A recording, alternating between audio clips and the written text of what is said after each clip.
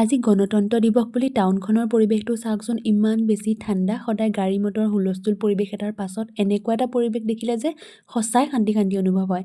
বাৰু এইফালে আমাৰ হস্পিটেলত উদযাপন কৰা হৈছিল আজি ৰাতিপুৱাই গণতন্ত্ৰ দিৱস। এটা ভিডিঅ' মই অলৰেডি শ্বেয়াৰ কৰিছোৱেই।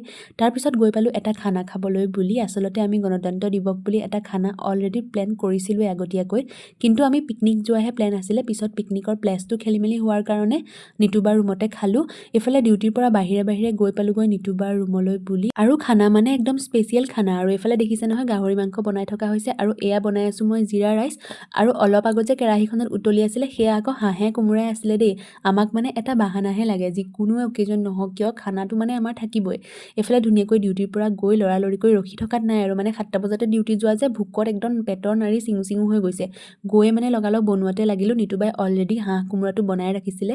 বাকী আমাৰ বাকীকেইজনী ছোৱালীও আহিলে লগৰ, আৰু আহি ধুনীয়াকৈ মিলিজুলি এসাঁজ খালোঁ। 7জনীমান মানুহ হওঁ, ধুনীয়াকৈ খালোঁ। এনেদৰে তৃপ্তিৰে খোৱা খানাটো মানে সোৱাদেই সুকীয়া নহয়নে? লাগিলে যিমানেই ভাগত নপৰক কিয় বহুত বেছি টেষ্টি লাগে। বাকী হাঁহৰ মাংসৰ কথাটোতো নকওঁৱে, আজি মানে গাহৰিও ফেইল হৈ গৈছে হাঁহৰ মাংসৰ আগত।